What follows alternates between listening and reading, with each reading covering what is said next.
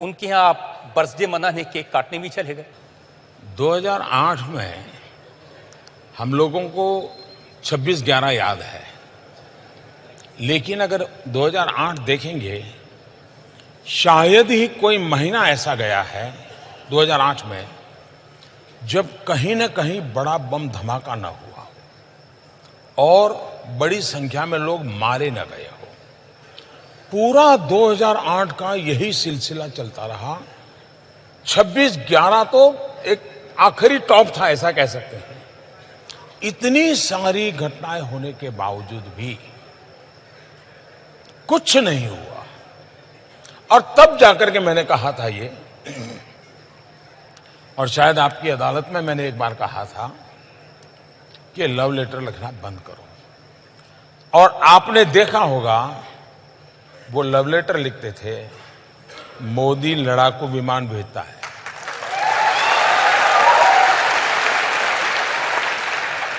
आपको लगता है कि नवाज शरीफ के यहां जाना एक गलती थी, क्योंकि बाद में उन्होंने यहां आतंकवादी हमले करवाए? जब वो शपथ समारोह में आए थे, तो जो मैंने आपको रशिया की बात बताई थी, उसी दिन मैं अफगानिस्तान दूसरे दिन गया था। मेरा अफगानिस्तान में कार्यक्रम था और शाम को मुझे हिंदुस्तान लौटना था, क्योंकि अटल जी का 25 दिसंबर जन्मदिन था। तो मैंने जन्मदिन की बधाई के लिए नवाज शरीफ को फ़ोन किया था काबुल से। तो मैंने कहा, मियाँ साहब कहाँ हो? तो उन्होंने कहा, मैं लाहौर हूँ। मैंने कहा, यार कमाल हो, तुम रावलपिंडी रहते नहीं हो, लाहौर रहते हो। तो उन्होंने कहा कि मेरी भांजी की शादी है, इसलिए मैं लाहौर आया हूँ और परिवार के सब लोग यहाँ पर हैं। तो उन्होंने ऐसे पूछा, आप कहाँ? मैं कहा, मैं काबुल हूँ और हिंदुस्तान जा रहा हूँ। तो बोले, आप यहाँ होकर के जाइए। मैंने कहा, भाई अब अचानक तो कैसे बनाऊँगा? नहीं, बोले आप जाते ही बोले हम 10 मिनट के लिए मिल लेंगे, आप आइए। तो मैंने हमारे विदेश मंत्री सुषमा जी को फ़ोन किया काबुल से। मैंने उनसे कहा कि भाई मैं तो धर्म संकट में फंसा हूँ, मैंने इनको बधाई के लिए फ़ोन किया और उनका बड़ा आग्रह है और मेरा मन करता है कि जाएं तो अच्छा रहेगा, आपका क्या मत है? बोले, मुझे अच्छा लगता है कि आप ही तय करो। बाद में मैंने हमारे NSA को, SPG को, सबको बुलाया, तो सब परेशान थे कि साहब हमारे पास न वीज़ा है, न सिक्योरिटी अरेंजमेंट है, न वहाँ कोई अता पता है, सीधे जाके लैंड करें। मैंने कहा, चलो यार देखा जाएगा।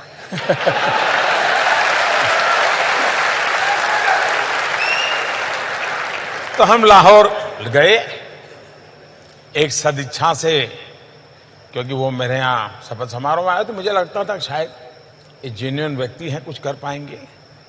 और मुझे सिर्फ कर्सी कॉल करना है। तो हम करीब आए, वहाँ पहुँचे, तो उनका भाई मेरे हेलीकॉप्टर में मेरे घर जाना होगा।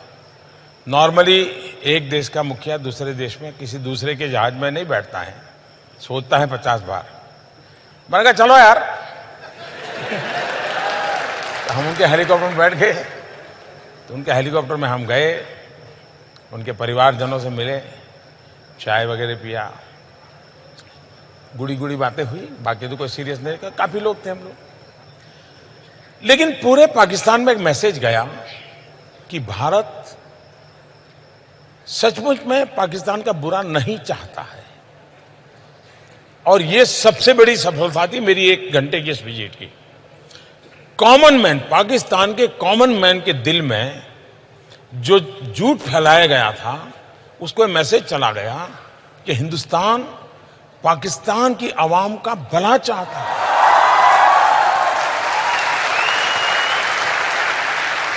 हम वापिस आए, लेकिन एक ही हफ्ते में पठानकोट हो गया। अब ये जो लोग एनालिसिस करते हैं, उनको एनालिसिस करना चाहिए। अगर मेरी तरफ से ये 2 जेस्चर न हुए होते, एक शपथ समारोह में बुलाना, दूसरा काबुल से आते समय कुछ समय रुक करके लाहौर में मिलना, इन 2 का इतना पॉजिटिव एनवायरनमेंट था कि विश्व को पठानकोट, उरी के बाद की घटनाएं या पुलवामा, ये समझाने में मुझे मेहनत ही नहीं पड़ रही है। लोग की दुनिया मान गई कि मोदी सच है। देखिए उसने कोशिश की थी, ये गड़बड़ पाकिस्तान की है। तो ये दो घटनाएं ने हिंदुस्तान को आने वाले कई वर्षों तक लाभ होने वाला है। ये जिनको समझ नहीं है वो झूले पर क्यों बैठे और चाय पीने क्यों चले गए। कुछ लोग तो बिरयानी बीच में ले आए हैं। हाँ। तो ये लोगों को कुछ समझ ही नहीं है जी। या तो उनके दिमाग में राजनीति इतनी भर गई है कि राष्ट्रनीति भूल जाते हो। राष्ट्रनीति सर्वोपरि होती है, राजनीति तो बात की बात होती है। लेकिन देश का दुर्भाग्य है कि अब, और मेरे नसीब में ऐसा विपक्ष मिला है, मैं क्या करूं। मोदी जी, इमरान खान को शिकायत है, उन्होंने बताया कि मैं जब प्रधानमंत्री बना तो आपको फोन किया, आपसे उन्होंने कहा कि मैं पठान का बच्चा हूं, सच बोलता हूं, तो एक मौका तो उन्हें भी मिलना चाहिए। इमरान खान से मैं पहले भी मिला हूं, विस्तार से मेरी बातचीत भी हुई है। जब वो प्रधानमंत्री यानी उनकी पार्टी के सबसे बड़े नेता चुन करके आए तो मैंने टेलीफोन भी किया था देश के एक मुखिया के नाते, और तब भी मैंने उनसे कहा था, देखिए इतना बार हमने लड़ाइयां लड़ ली, हर बार आपकी पिटाई हुई।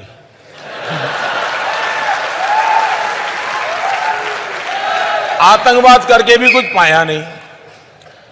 ये जितना हमने बर्बादी 40 साल में की है, अगर हम 5 साल मैं मेरे देश में गरीबी के खिलाफ लड़ूं, आप अपने देश में गरीबी के खिलाफ लड़िए, हम दोनों गरीबी के खिलाफ लड़ें, हम अपने अवाम का भला करेंगे।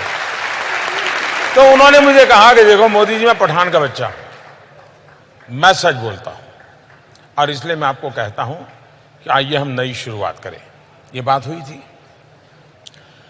पाकिस्तान में समस्या ये, मैं अनुभव से, मेरा अकेले का अनुभव नहीं है, दुनिया के देशों का अनुभव है। मैंने दुनिया के कई देश के महापुरुषों से बात की है, गल्फ कंट्रीज के, अरब राष्ट्रों के सभी नेताओं से मैंने बात की है, मैंने अमेरिका, चाइना, रशिया, उन सब से भी बात की है। एक बात ज्यादातर उभर करके आती है कि भाई बात करोगे तो किससे करोगे?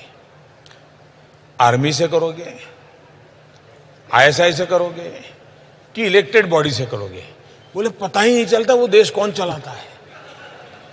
तो ये सबसे बड़ी समस्या है, पहले वो अपनी ये समस्या सुलझा दें। आपने समस्या सुलझा दी, घर में घुस के मारा। आखिरकार जब उनको हमने सबूत दिए, बार बार दिए, और जब घटना घटती है तो इतने प्यार से, इतनी मीठी बात करते हैं जी। आप भी सोच रहे यार नहीं, पाकिस्तान सुधर गया है। पुलवामा के बाद मैं उनकी बहुत मीठी मीठी बातें मानने को तैयार नहीं था। मैंने कहा भाई आपकी बहुत बातें सुन चुका हूं, आप करते नहीं कुछ। हमारे यहाँ इतने लोगों को मार दिया, आपको हमने सबूत दे दिए, हमने एविडेंस दे दिए, उनकी टेलीफोन दे दिए, सब दे दिया, लेकिन आप कहते हैं हम जांच कर रहे हैं, और 10-10 साल हो गए। तो अगर ठीक है, अब हमारी सेना को जितना आता है वो करते रहेंगे। उनकी बात तो समझ आती, लेकिन हमारे यहाँ ममता दीदी हैं, बहन मायावती हैं, अखिलेश भाई हैं, राहुल भैया, जितने भाई बहन हैं आपके यहाँ पर, वो सब कह रहे थे सबूत दीजिए एयर स्ट्राइक का। देश के किसी भी नागरिक को सबूत मांगने का हक है। राजनीतिक दलों के नेताओं को भी सबूत मांगने का हक है, लेकिन सबूत मानना ही उनकी जिम्मेवारी भी है। इनका प्रॉब्लम है कि मांगते रहो लेकिन मानो कुछ नहीं। सबसे बड़ा सबूत पाकिस्तान खुद है जी। आप मुझे बताइए कि हमने तो कुछ डिक्लेयर नहीं किया था। हमारी जो स्ट्रेटेजी थी उसके हिसाब से तो सुबह हम मीटिंग करने वाले थे, मीटिंग करके कुछ योजना करने वाले थे, उस प्रकार से सारा प्लान किया हुआ था। जब 3-3:30 बजे सब पूरा हो गया, हमारे लोग लौट आए, वो अपना यूनिफॉर्म वगैरह उतार करके सब अपना चाय वाय कर रहे थे, तो बड़ा हंसी मजाक का काम चल रहा था जी। मुझे भी इन्फॉर्म कर दिया गया, तो पहले मेरा मन कर गया कि चलो सो जाएं। फिर मुझे हुआ नहीं यार, देखें जरा इंटरनेशनल में कुछ हलचल तो नहीं है। तो मैं जरा ऑनलाइन जाकर के सारा सर्फिंग करने लगा कि दुनिया में कहीं पर इस घटना की खबरें आना शुरू हुआ तो नहीं है, घटना बहुत बड़ी थी। उधर मेरे लोगों को मैंने कहा ठीक है अब आप सो जाइए, लोग थके हुए होंगे, सुबह बात करेंगे। लेकिन मैं नहीं सोया। 5-5:15 बजे पाकिस्तान ने ट्वीट किया कि भारत आकर के मार के चला गया।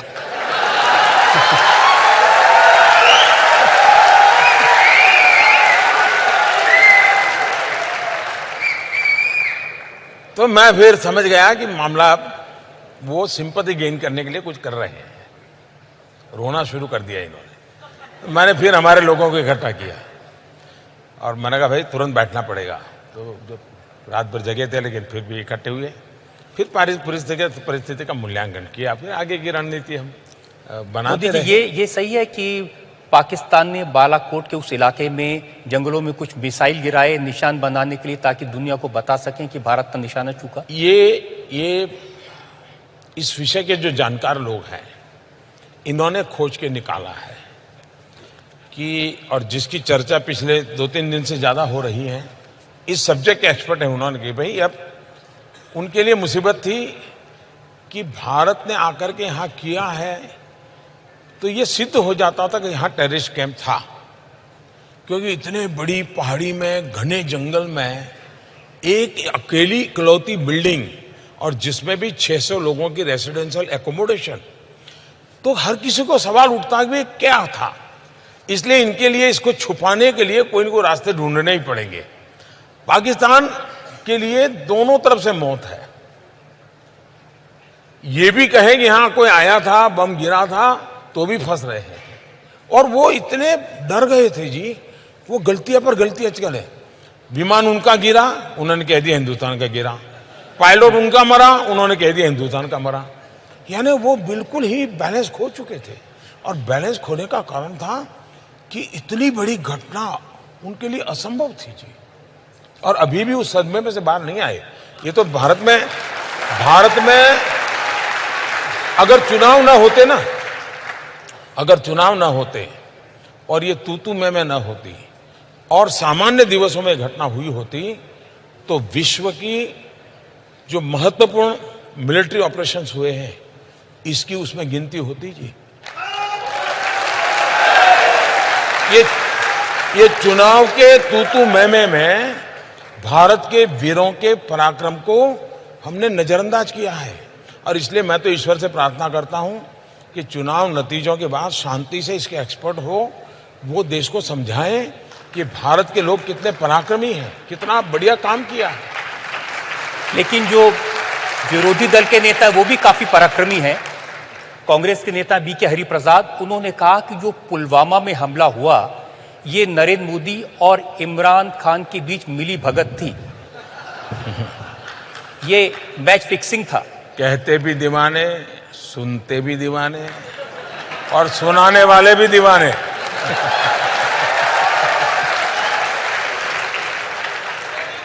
उनकी प्रॉब्लम ये नहीं है, उनकी प्रॉब्लम ये है कि अब पुलवामा के बाद जिस तरह से आपने एयर स्ट्राइक की, जिस तरह से सेना का पराक्रम हुआ, उसका मोदी को इलेक्शन में बड़ा फायदा हो रहा है। कभी भी मोदी, और इस बात को आप देख लीजिए, जो लोग मेरे निकट से मुझे जानते हैं उनको पता है, मैं चुनाव के लिए सरकार नहीं चलाता हूं, न ही मैं दल के लिए सरकार चलाता हूं। सरकार मैं सिर्फ और सिर्फ देश के लिए चलाता हूं। सरकार में मेरे सारे निर्णय देश के लिए होते हैं। हम ये नहीं कहते, हम कभी ये दावा नहीं करते कि हमसे कोई गलती नहीं होती है।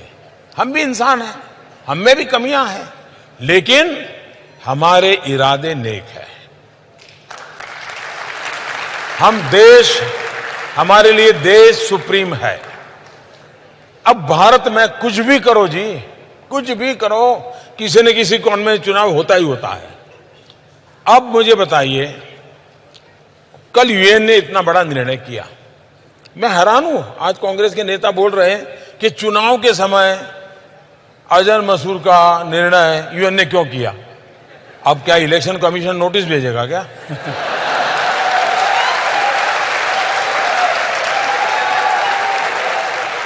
क्या यूएन की मीटिंग मोदी तय करता है क्या? अच्छा, मान लीजिए जो कहता है इतनी ताकत मोदी की है, फिर तो ये देश में मोदी को ही सब कुछ देना चाहिए।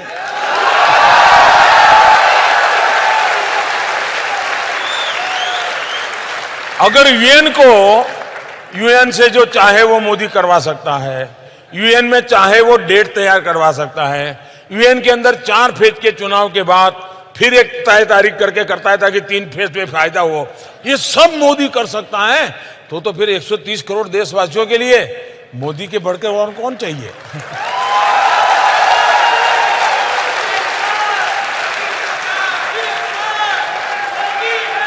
इसलिए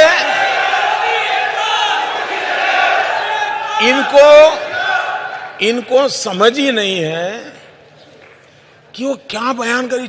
उनके दिमाग में चुनाव इतना भरा है। यूएन निर्णय करे चुनाव। अभी यूएई ने उसके देश का एक सबसे बड़ा सम्मान मुझे दिया, उसमें भी उनको चुनाव दे दिया। अब रशिया ने एक बहुत बड़ा अवार्ड दे दिया, उसमें भी उनको चुनाव दे दिया। अब दुनिया के देश के लोग ये कोई हमारा चुनाव का टाइम टेबल या कोड ऑफ कंडक्ट पढ़ करके थोड़ा देश चलाते हैं जी, वो तो अपने हिसाब से देश चलाते हैं। लेकिन आप भी तो ऐसे काम करते हैं ना। आप पुलवामा हुआ, पाकिस्तान को पता था कि आप कुछ ना कुछ तो करने वाले हैं, मोदी खाली तो बैठेगा नहीं, और पाकिस्तान ने पूरी तैयारी की थी उसको रोकने की, तो भी गए और बिना खरोंच हुए वापस आ गए। वो जो गलती हमारे देश में मेरे लिए लोग करते हैं ना, तो वो भी तो पुराने हमारे देश वाले ही हैं। 47 के पहले उनकी आदत भी तो वही है जो हमारी है, और इसलिए वो भी मेरे सामने में यहाँ के लोग जो टीवी पे वगैरह दिखाते हैं उसके आधार पर सोचते हैं, इसलिए गलती हो जाती है। उनको लगा था कि मोदी ने सर्जिकल स्ट्राइक किया था तो इस बार ऐसा कुछ करेगा, तो इसलिए उन्होंने सब वहां पर खड़ा कर दिया, तामझाम पूरा। इवन अफगानिस्तान की बॉर्डर से भी लाकर के यहां रख दिया, इवन बलूचिस्तान में जो है उनको भी लाकर के यहां रख दिया, सारे टैंक लगा दिए, राडार लगा दिए, सब लगा दिए। अब हम बजरंगबली की जय कर करके ऊपर से चले।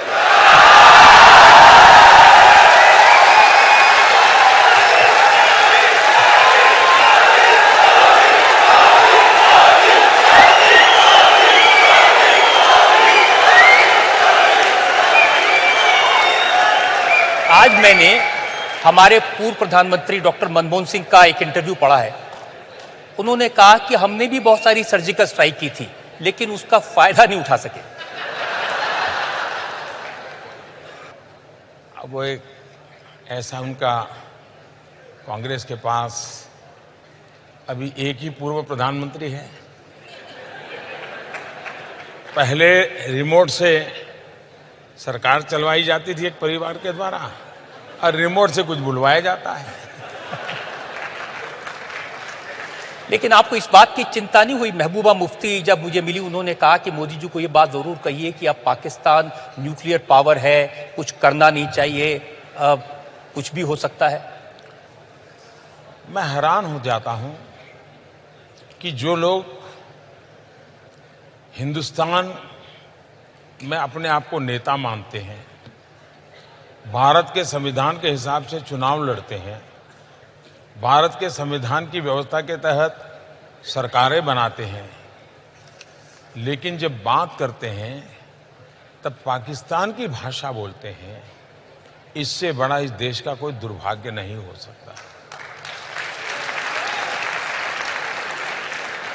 जहां तक न्यूक्लियर का सवाल है, भारत एक बहुत ही जिम्मेवार देश है और पूरी दुनिया में हम एक रिस्पॉन्सिबल कंट्री के रूप में हम जाने जाते हैं, और हमारा आचरण से जाने जाते, शब्दों से नहीं। हम ही हैं जिन्होंने न्यूक्लियर की हमारी डॉक्ट्रिन में नो फर्स्ट यूज ये डिक्लेयर किया हुआ है, दुनिया के दबाव में नहीं किया है। ये अटल बिहारी वाजपेयी जी ने डॉक्ट्रिन में भारत की हिम्मत की बात है ये कहा है, और भारत उसमें टस से मस नहीं है। कोई भी सरकार आए तो मैंने एक दिन अभी कह दिया है कि भैया बहुत हो गया, ये खिलौना नहीं है, एक रिस्पॉन्सिबल कंट्री का व्यवहार होता है, और भारत इस विषय में रिस्पॉन्सिबल है। अब रामधारी सिंह दिनकर की एक कविता मुझे किसने भेजी है आपको बताने के लिए, आपने जो पाकिस्तान के दिल में आतंकवाद के लिए जो डर पैदा किया। क्षमाशील हो रिपु समक्ष तुम हुए विनीत जितना ही, दुष्ट कौरवों ने तुमको कायर समझा उतना ही। सच पूछो तो शर्मे ही बस्ती दीप्ति विनय की, संधि वचन संपूज्य उसी का जिसमें शक्ति विजय की। मैं जिन्होंने इस रचना की है उनको बधाई देता हूं। शक्ति का अपना एक सामर्थ्य होता है, लेकिन शक्ति का प्रगटीकरण संस्कार से कंट्रोल होना चाहिए। संस्कार के अधिष्ठान पर शक्ति होनी चाहिए, वरना शक्ति रावण के पास भी थी। संस्कारहीन शक्ति विनाशक होती है। शक्ति संस्कार युक्त होनी चाहिए। मोदी जी एक ब्रेक ले लेते हैं, फिर एक ब्रेक के लिए हम रुकते हैं और ब्रेक के बाद बात करेंगे देश की राजनीति की, चुनाव की और मोदी सरकार की उपलब्धियों की। ब्रेक के बाद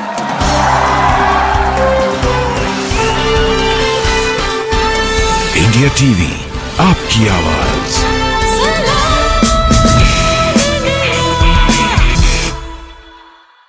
वेलकम बैक। आज भारत की जनता को सलाम करने का दिन है। भारत के प्रधानमंत्री अपने 5 साल के काम का लेखा जोखा दे रहे हैं।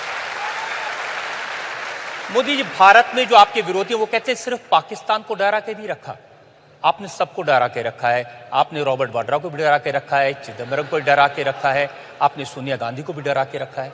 आपको शायद याद होगा, शायद 2014 में आपकी अदालत में ऐसा ही एक सवाल आपने मुझे पूछा। हाँ, मैंने पूछा था। तब मैंने कहा था बिल्कुल डरना चाहिए। ये प्रधानमंत्री बनने के बाद नहीं कह रहा हूं। और तब मैंने कहा था, देश में जब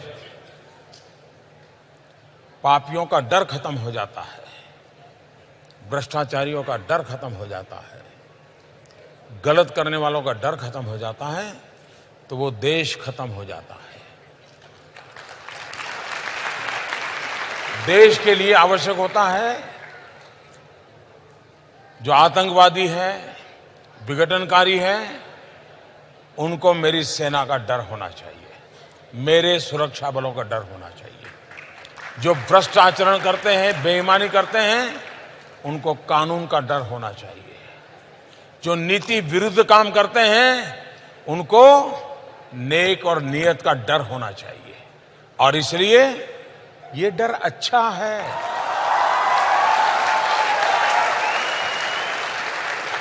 और ये डर अच्छे के लिए है, और ये डर अच्छों के लिए है। लेकिन ये जो आप कहते हैं कि ये विरोधी दल इकट्ठे हो गए, महामिलावट है, तो ये महामिलावट आपके डर से तो हुई। आपके डर से अखिलेश यादव और मायावती साथ आ गए। आप देखिए, ये सारे लोगों का जरा बराबर एक बार आप एक्सरे निकाल दीजिए। ये वंशवादी लोग हैं, ये सब ऐसे हैं, कोई बेल पर है, कोई कोर्ट के चक्कर काट रहा है, किसी पर कानून की तलवार, और मेरे कारण नहीं, मेरे पहले वाली सरकारों से है, कोई जेल में पड़े हैं, ये सारे लोग हैं। अब उनको ये लगता है कि भाई बचने का रास्ता मिल नहीं रहा है। एक ऐसा आदमी, इसको खरीदा नहीं जा सकता, इस आदमी को दबाया नहीं जा सकता,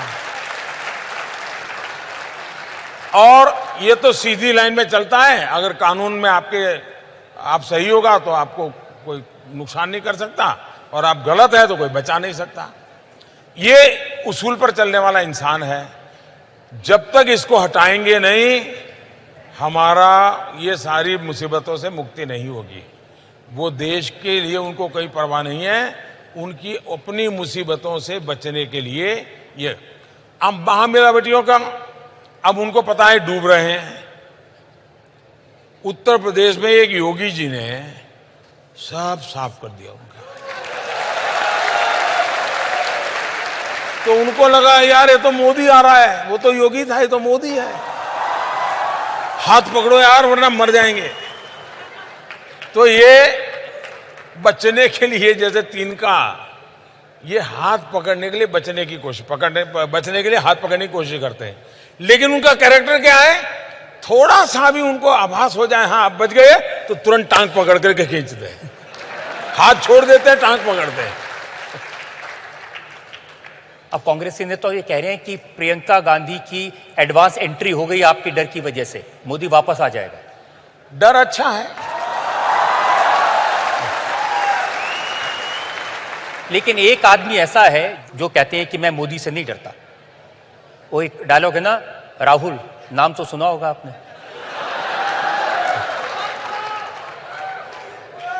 वो कहते हैं कि मोदी जी मेरे सामने ठहर नहीं सकते।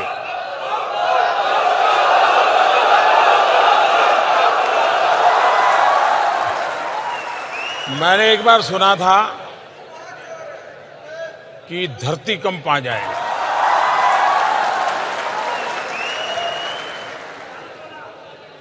तो मैं उस दिन पूरा दिन पार्लियामेंट में बैठा।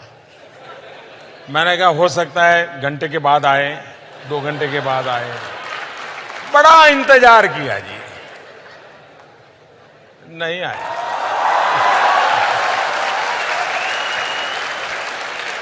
अब उनके भाषण हम रोज सुनते हैं, रोज भाषण में ये कहते हैं, देखा मोदी डर गए, देखा मोदी जी का चेहरा छोटा हो गया, देखा मोदी जी मुस्कुरा नहीं रहे। अगर कोई मेरे लिए इतना समय निकालता है तो अच्छी बात है।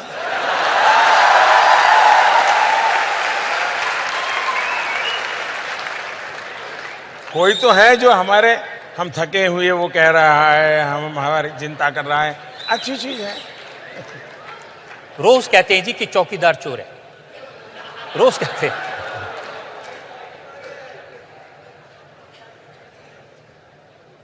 आप बताइए,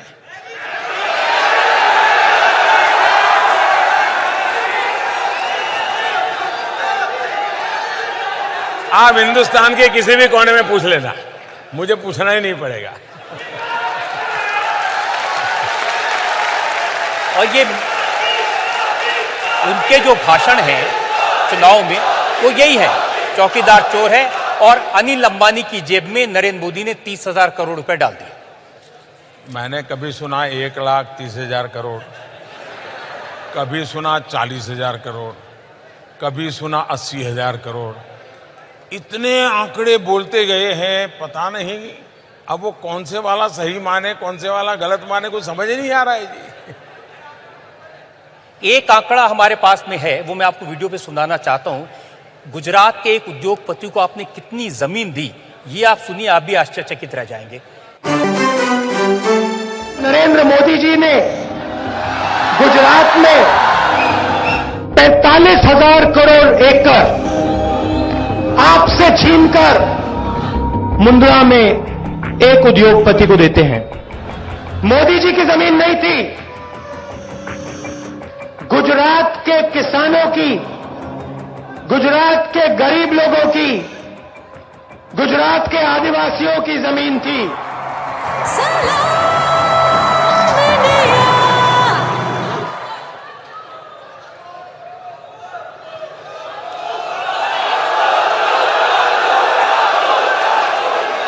इन दिनों मैंने सुना है कोई एवेंजर फिल्म चल रही है।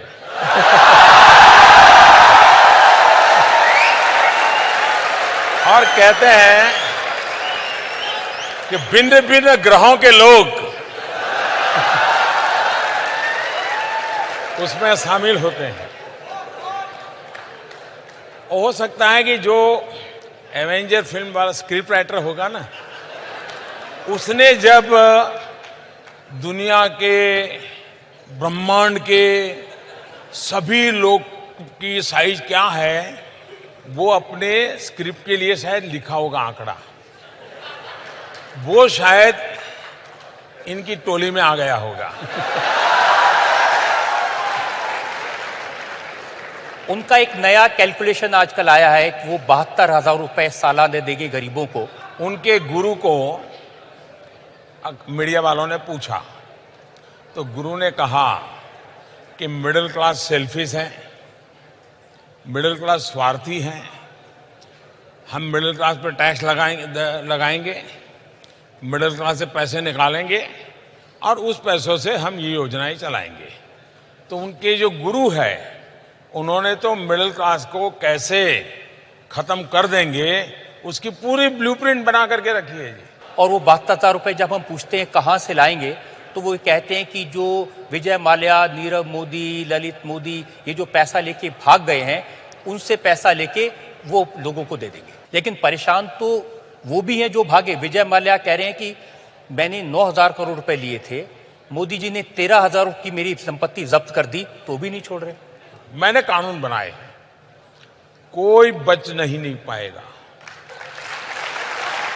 जो लूटा है देश का पाई पाई देना पड़ेगा और विदेशों में भी जेल में जाकर के रहना पड़ेगा, उनको यहां आना भी पड़ेगा, कोई बचा नहीं सकता है। और मिलकर जब्त की है, ऑक्शन करते चले जा रहे हैं, रुपये जमा होते जा रहे हैं, बैंकों को मिलते चले जा रहे हैं, कोई बचने वाला नहीं है जी।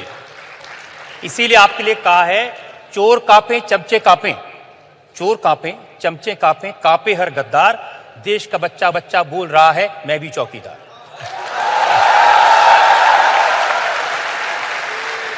आजादी के 75 साल हमारे सामने हैं और हिंदुस्तान के हर नागरिक के दिल में यही भाव जग गया मैं भी चौकीदार।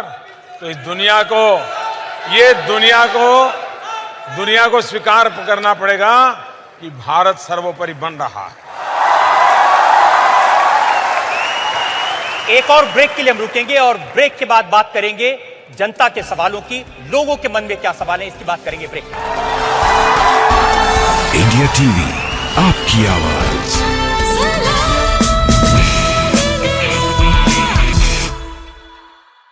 Welcome back. मेरे साथ हैं भारत के प्रधानमंत्री नरेंद्र मोदी और देश की जनता। मौका है देश के चुनाव का और मौका है प्रधानमंत्री से उनके काम के बारे में पूछने का। जनता के कुछ सवाल मेरे पास में। बाबला कोचर का एक सवाल है। आजकल जितने भी विरोधी दल के नेता हैं एक सुर में एक ही गीत गाते हैं, मोदी हटाओ मोदी हटाओ मोदी हटाओ, उसके लिए साम दाम दंड भेद कुछ भी अपनाओ। जब आप तक ये बात पहुंचती है तो क्या प्रतिक्रिया होती है? गुस्सा आता है, हंसी आती है, क्या प्रतिक्रिया होती है? मैं उनका आभारी हूं कि उन्होंने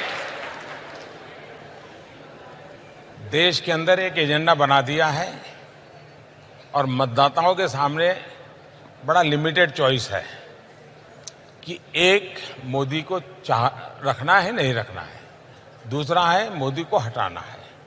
उनके पास ये भी नहीं है किसको लाना है।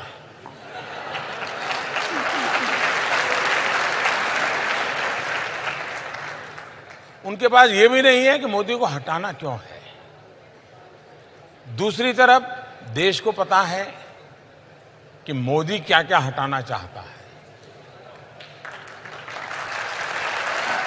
और मोदी जो जो हटाना चाहता है उस आंधी में इन सबका बचना बड़ा मुश्किल है जी। मुकेश लूथरा का सवाल मेरे पास में है। मेरा काम मुझे बहुत देशों में और बहुत शहरों में लेके जाता है और सब लोग उस समय जब बात करता था उनसे सब यही कहा करते थे कि मोदी जी हिंदूवादी हैं। और आजकल तो ये देखा जा रहा है कि विपक्ष के नेता पहले जहां जाते हैं पहले शिव मंदिर से, राम मंदिर से शुरू करते हैं और अपने आप को भी हिंदू कहना शुरू कर दिया है। तो इतना बदलाव ये कैसे आया? इस बदलाव से भ्रमित होने की जरूरत नहीं है। ये सीजनल कारोबार है।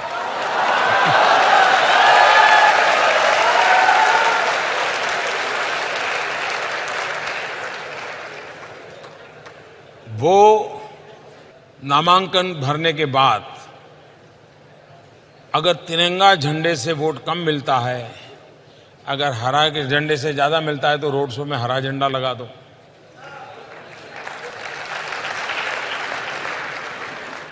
और इसलिए इस सीजनल जो कारोबार करते हैं उनकी राजनीति चल जाती है, लेकिन न उससे देश चलता है न जनता का विश्वास चलता है।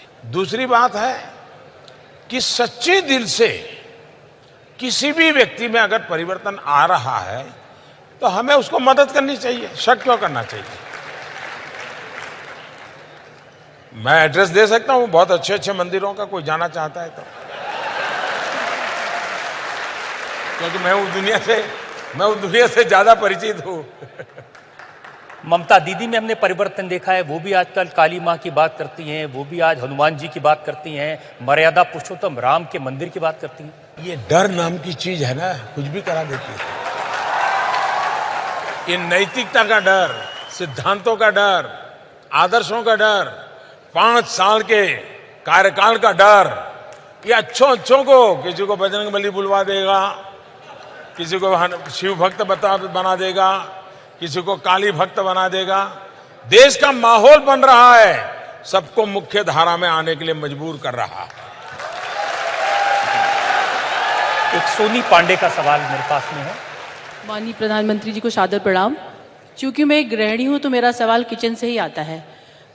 पिछले चुनाव में महंगाई एक बहुत बड़ा मुद्दा था, हाई महंगाई बहुत जोरों से था, पर इस बार हम देख रहे हैं कि ये मुद्दा बिल्कुल नल एंड वाइड है और विपक्ष इस बात के लिए बहुत परेशान है कि आप अब वो चुनाव लड़े तो लड़े किस बात पे, और उन्हें आपसे शायद इस बात की शिकायत भी है कि आपने उनके लिए कोई मुद्दे नहीं छोड़े। इस पर आप क्या कहेंगे? बहुत अच्छा सवाल आपने पूछा। 2014 के अखबार निकाल दीजिए, 2013-14 के। हर दिन खबर क्या होती थी? बहन बेटियों की असुरक्षा की खबरें रहती थी। महंगाई, दाल का दाम इतना, दाल का दाम इतना, दाल का दाम इतना, पूरा चुनाव का मुद्दा बन गया था। फिर दूसरा, घोटाले, कोयला में घोटाला, 2G में घोटाला, सबमरीन में घोटाला, हेलीकॉप्टर में घोटाला। 3 खबरों से भरा पड़ा रहता था और चुनाव शुरू होने से पहले एक प्रकार से माइंड ऑक्यूपाई कर लिया था। पिछले 5 साल में हमारी सरकार की एक विशेषता रही है, करीब 90 के बाद और एक प्रकार से तो आजादी के बाद 5 साल हाईएस्ट ग्रोथ रेट रहा हो और लोएस्ट इन्फ्लेशन रहा हो, तो इसी सरकार ने मॉडल दिया है। ये अपने आप में एक बहुत बड़ा अचीवमेंट है और ये सिद्धि को अभी हम उत्सव मनाना सीखे नहीं है और इसके कारण नेगेटिविटी का जो अभाव है उसके कारण चुनाव डर लगता होगा, लेकिन सिद्धि का उत्सव भी हो सकता है। और इस चुनाव में मैं हमेशा कह रहा हूं कि बहुत सालों के बाद प्रो इनकम्बेंसी वेव है। आमतौर पर ज्यादा वोट होता है सरकार को हटाने के लिए। इस बार देखा जा रहा है कि बढ़ चढ़ करके 2014 से ज्यादा वोट हो रहा है इस सरकार को दोबारा बिठाने के लिए। एक सोशल मीडिया से सवाल जो कुछ आए हैं, एक सवाल बड़ा इंटरेस्टिंग है। उन्होंने कहा कि कहीं आपने हिसाब दिया था एक दिन में आप जनता के लिए क्या क्या करते हैं, ये अगर आप बताएं जनता को। बड़ा इंटरेस्टिंग है। मेरे पास अभी एग्जैक्ट आंकड़े याद नहीं है, वरना मैं कोई भी आंकड़ा बोलूंगा तो फैक्ट चेक वाले निकल पड़ेंगे और ये मेरा पूरा महीने घंटे भर की मीटिंग और आपकी मेहनत सब पानी में जाएगा। क्यों? एक आंकड़ा निकल आएगा, देखो मोदी झूठ बोला, मोदी झूठ बोला, मोदी झूठ बोला। मैं रजत जी से विशेष आग्रह करूंगा कि मैं इसका लिखित एक डिटेल भेज दूंगा आपको, ताकि कोई गलत जानकारी देश को नहीं जानी चाहिए। और जरूर आप अपने दर्शकों को इसी इंटरव्यू का हिस्सा बना करके दिखाइए। मैं आपका बहुत आभारी रहूंगा। एक और सोशल मीडिया का सवाल है। अच्छा, तुरंत मिल गया। अच्छा, वाह।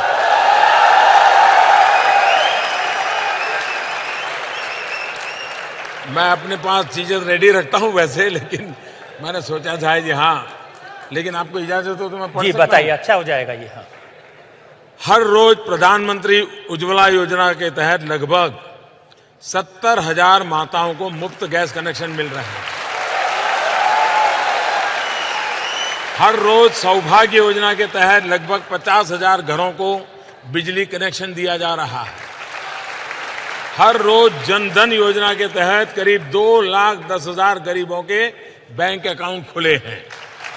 हर रोज मुद्रा योजना के तहत लगभग 1,15,000 उद्यमियों को लोन दिए गए हैं।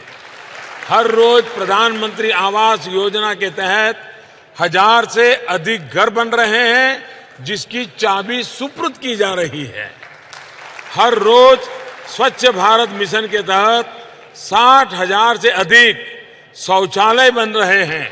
60,000 शौचालय पर डे। हर रोज करीब 1,30,000 किसानों को सॉइल हेल्थ कार्ड दिया जा रहा है। हर रोज आयुष्मान भारत योजना के तहत 9,000 से अधिक मरीजों को मुफ्त में इलाज मिलता है।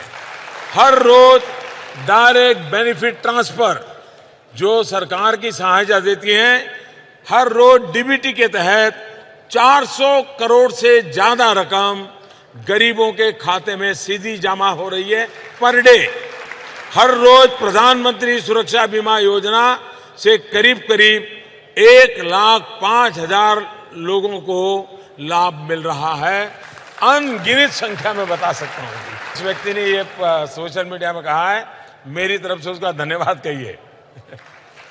एक और सवाल सोशल मीडिया का मेरे पास में है। वो कह रहे हैं कि राहुल गांधी हर रोज कहते हैं कि आपने वादा किया था कि 2 करोड़ लोगों को हर साल रोजगार देंगे। वो कह रहे हैं मैं हर जगह ढूंढ रहा हूं, आपने कहां वादा किया था ये तो बता दें कम से कम।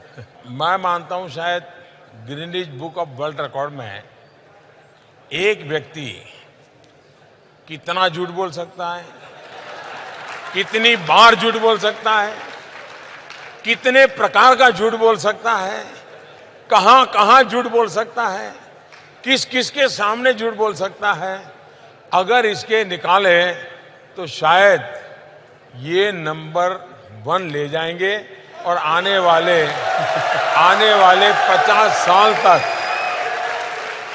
लेकिन ये जो रोजगारी वाला उनका झूठ है वो मुझे सूट करता है। इसलिए आप हैरान हो जाएंगे, हमने मुद्रा योजना निकाली। मुद्रा योजना में बिना बैंक गारंटी हम लोन देते हैं। लोन लेने वाला कारोबार करने के लिए लोन लेता है। 4.25 करोड़ लोग वो हैं जिन्होंने जिंदगी में पहली बार बैंक से लोन लिया। 4.25 करोड़। इसका मतलब उन्होंने कोई रोजगार शुरू किया, इसका मतलब उन्होंने किसी एक को रोजगार दिया, किसी ने 2 को रोजगार दिया। करीब इन 5 साल के कार्यकाल में 6 लाख नए प्रोफेशनल्स आए। चार्टर्ड अकाउंटेंट्स हो, वकील हो, डॉक्टर हो, 6 लाख प्रोफेशनल्स आना मतलब किसी ने 2 लोगों को रोजगार दिया होगा, किसी ने 3 को दिया होगा, किसी ने 5 को दिया होगा, रोजगार दिया। हमारे देश के अंदर पहले जितने रोड बनते थे उससे आज डबल रोड बन रहे हैं। तो मैन पावर लगा होगा, रोजगार बढ़ा होगा। पहले जितनी रेलवे बनती थी उससे डबल रेलवे बन रही है। पहले जितना इलेक्ट्रिफिकेशन होता था उससे डबल इलेक्ट्रिफिकेशन हो रहा है। इसका मतलब ये हुआ कि इन सारे कामों में रोजगार बढ़ा है। पहले सरकार ने अपने कार्यकाल में 25 लाख घर बनाए गरीबों के लिए, हमने 1.5 करोड़ बनाए, तो 6 गुना ज्यादा किसी न किसी को रोजगार मिला होगा। मैं अनगिनत चीजें आपको बता सकता हूं, लेकिन एक झूठ चलाया जा रहा है तो मुझे भी वो झूठ सूट करता है। मुझे मौका मिलता है देश को ये अकाउंट देने का। मोदी जी, दिल्ली वाले पूछते हैं कि 5 साल हो गए आपको दिल्ली आए हुए, तो कभी आप आराम करते हैं, कभी रिलैक्स करते हैं, कभी सिनेमा देखते हैं, कभी? ऐसा है कि इन दिनों मनोरंजन देने वाले इतने लोग मैदान में आए हैं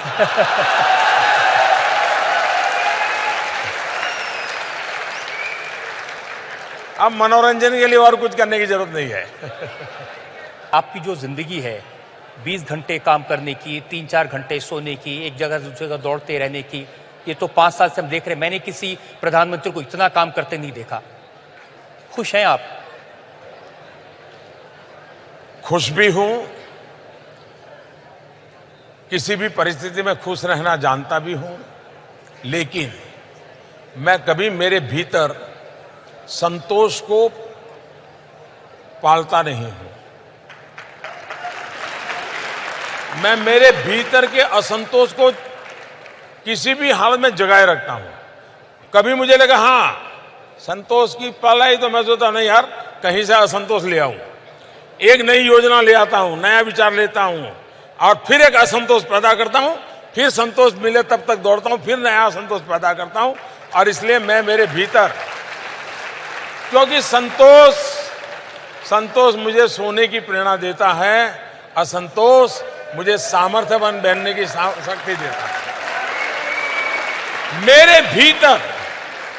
मेरे भीतर असंतोष की ज्वाला में बनाए रखता हूं, व्यक्तिगत हित के लिए नहीं, सर्वजन हिताय सर्वजन सुखाय, कुछ न कुछ नया करूं, कुछ न कुछ नया देखूं, ये मेरी और वही मेरी ऊर्जा है। तो इसकी वजह से आपके साथ जो मंत्री काम करते हैं, अफसर काम करते हैं, उनको भी तो परेशानी है ना सोऊंगा ना सोने दूंगा। मैं जब गुजरात में था तो गुजरात में इन्वेस्टमेंट लाना ही मेरा मुख्य काम था, तो उद्योग जगत के लोगों को हम साथ ले जाता था। तो वहाँ जो मीटिंगें मेरी तय होती थी तो उत्साह में साथ तो आते थे वो, बाद में वो दो ग्रुप करते थे। मेरे साथ जो डेलीगेशन रहता था बोले आधा दिन ये डेलीगेशन रहेगा, आधा दिन ये रहेगा, बोले इतने घंटे हम काम नहीं कर सकते।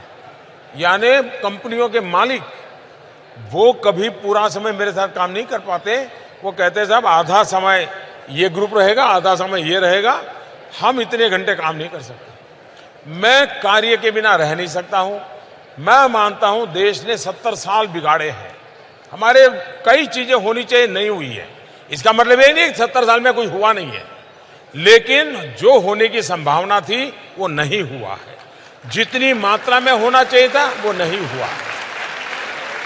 मुझे एक तरफ तो उस 70 साल की खाई को भरना है और देश को 2022 जब आजादी के 75 साल होंगे एक ऐसे माहौल की ओर ले जाना है कि देश चल पड़े और दुनिया में जो चीजें पाने में 30-40 साल लगते हैं, मेरा देश उसे 10-15 साल में प्राप्त कर सके। नमस्कार, इंडिया टीवी पर आपका बहुत बहुत स्वागत है।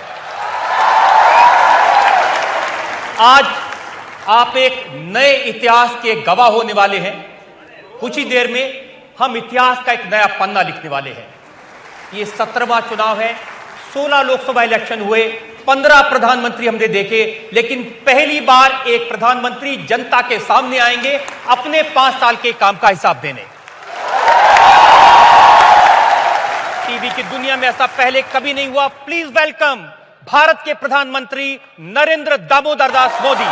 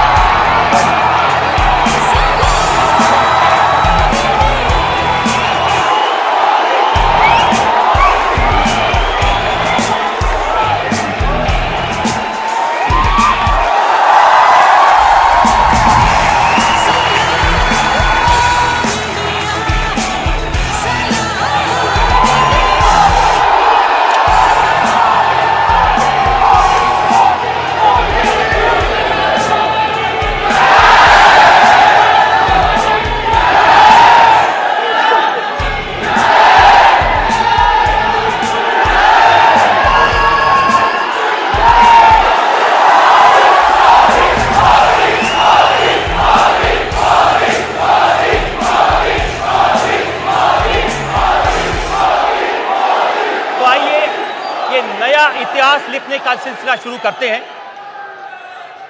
मोदी जी, 5 साल बाद मोबाइल पर फिर से मैसेज आ रहे हैं कि देश की उम्मीदों का नाम है मोदी और दुश्मनों की मौत का पैगाम है मोदी। एक और मैसेज आया, ये आज बिहार से मुझे किसी ने भेजा। मोदी ने कर दिया ऐलान, कान खोलकर सुन लो इमरान, कहता सारा हिंदुस्तान अब नहीं बचेगा पाकिस्तान। अब एक और मैसेज आपको सुनाता हूं। घर में घुसकर मारा है, कब्र तुम्हारी खोदी है, दिल्ली की गद्दी पर बैठा बाप तुम्हारा मोदी है।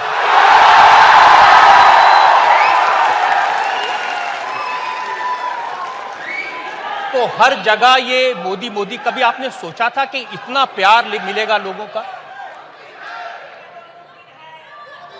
रजत जी, मैं आपका बहुत आभारी हूं।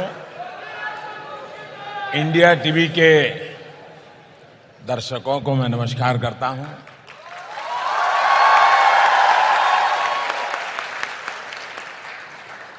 चुनाव के 4 चरण हो चुके हैं, 3 बाकी हैं। इस बीच आपसे बात करने का आज अवसर मिला है, लेकिन आपने शुरुआत जनता के नाम से की है और वैसे भी आप जनता के पत्रकार हैं। पहले तो मैं इसमें सामान्य मानवीय की जो क्रिएटिविटी है उसको एंजॉय करता हूं।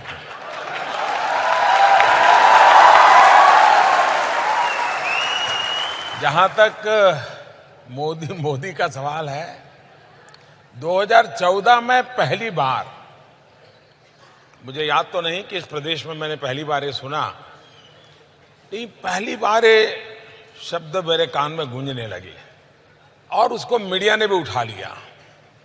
और शायद दुनिया के राजनीतिक इतिहास में 2 शब्दों का नारा, 2 अक्षरों का, 2 शब्द भी नहीं, 2 अक्षर नारा बन जाए, ये पॉलिटिकल पंडितों के लिए अध्ययन का विषय है।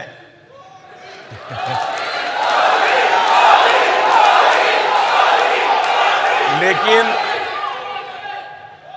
जनता ने जो प्यार दिया है, जनता जिस प्यार से इन बातों को बताती है, उसमें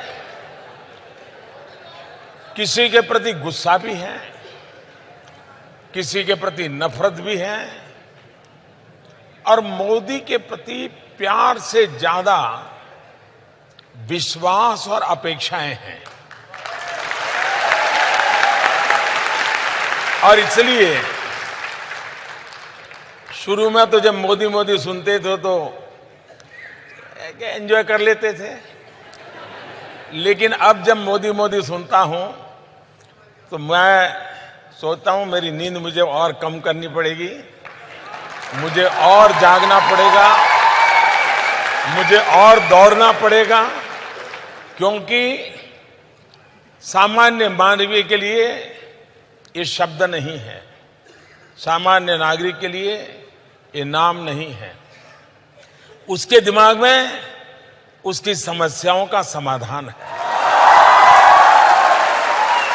और तब मेरा दायित्व तो बहुत बढ़ जाता है। मैं देशवासियों को उनके इस प्यार के लिए सर झुका करके नमन करता हूं, लेकिन उन्हें मैं जरूर कहूंगा, मैं भी आपके जैसा एक सामान्य इंसान हूं। मुझ में भी जैसे कि इंसान में कमियां होती हैं वो कमियां हैं, मुझ में भी हर इंसान में जैसे कुछ गुण होते हैं मुझ में भी गुण है, लेकिन मैंने तय किया है कि मैं इस पद पर रहते हुए और जहां भी रहूंगा आपके लिए जीऊंगा। मोदी जी, आप तो विनम्र होकर कह रहे हैं, लेकिन मैंने देखा कि जो विरोधी हैं, अब राहुल गांधी बेंगलोर में सभा कर रहे थे विद्यार्थियों के बीच, वहां भी मोदी मोदी। अब इसके लिए तो हम क्या जवाब दें? इसने मुझे लिखकर भेजा, घर घर मोदी, हर हर मोदी, कान खोलकर सुने विरोधी।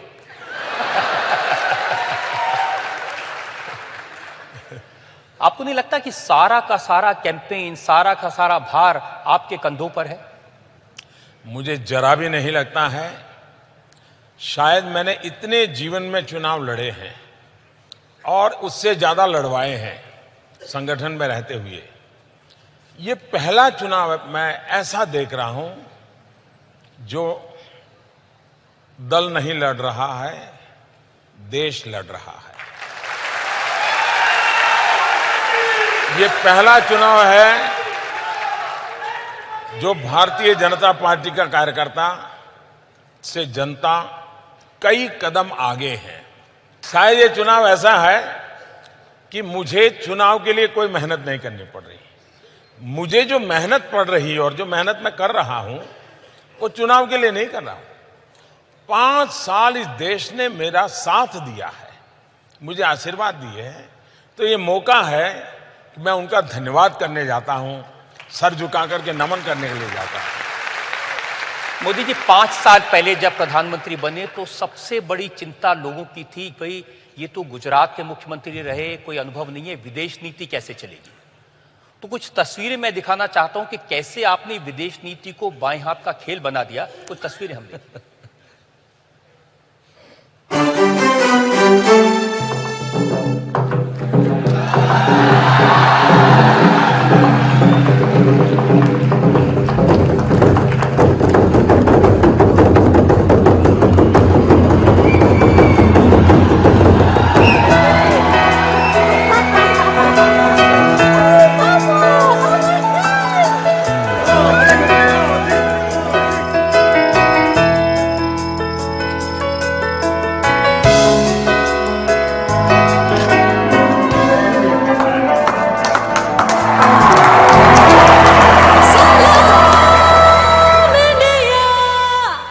एक गरीब परिवार का कोई विदेशों में पढ़ा हुआ व्यक्ति ने एक चाय वाला इतने बड़े बड़े दुनिया के राष्ट्राध्यक्ष इतना नॉर्मल।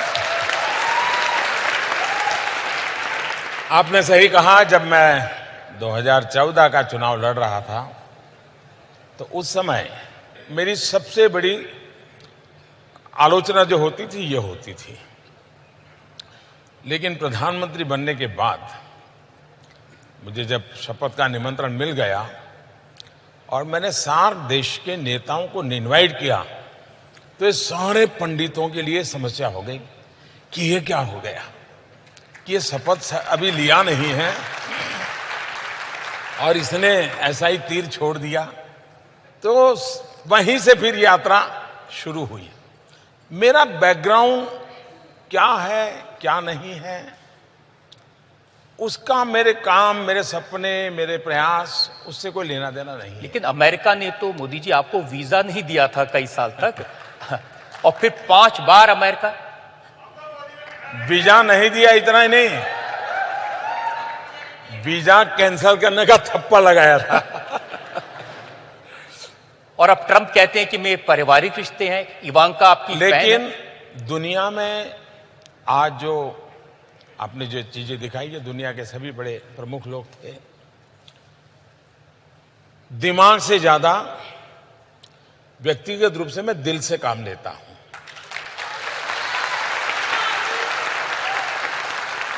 जब टेबल पर बैठते हैं, आमने सामने बैठते हैं तो उसमें दिमाग प्रमुख होता है, लेकिन टेबल पर से उठते हैं तो दिल से जुड़ने की कोशिश करता हूं मैं। और मेरी इतनी समझ है कि बाकी चीजें एक और है, आपकी पर्सनल केमिस्ट्री कैसी है वो मैटर करती है। और उस बात को मैंने करने की बड़ी कोशिश की। इससे भी ज्यादा पूर्ण बहुमत की सरकार, हमारे देश में हमारे पॉलिटिकल पंडित भी इसकी ताकत नहीं समझते हैं। 30 साल तक देश में पूर्ण बहुमत की सरकार न होने का एक सबसे बड़ा खामियाजा विश्व में हमारी स्वीकृति के लिए एक सवालिया निशान बन गया। कोई भी देश होता था, यार ये कितने दिन रहेगा, ये निर्णय करेगा कौन, मानेगा। मैं विदेश नीति की सफलता के पीछे दुनिया के देशों की भारत के प्रति जो भाव जगा है उसका सबसे पहला क्रेडिट इस देश के 130 करोड़ नागरिकों को देता हूं। 2014 में 30 साल के बाद उन्होंने पूर्ण बहुमत वाली सरकार बनाई। उस सरकार का परिणाम है कि दुनिया के देशों को भारत के प्रति एक विश्वास पैदा हुआ है। पूर्ण बहुमत की सरकार की बहुत ताकत होती है। इस चुनाव में भी मैं देशवासियों को यही कहता हूं कि भारत जैसे विशाल देश और आने वाले